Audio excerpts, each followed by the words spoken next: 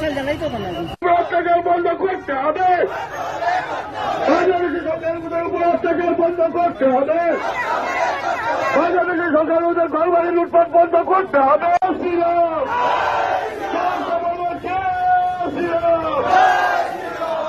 সরকার ওদের উপর অত্যাচার বন্ধ করতে হবে, সরকার ঘরবাড়ি লুটপাট বন্ধ করতে হবে।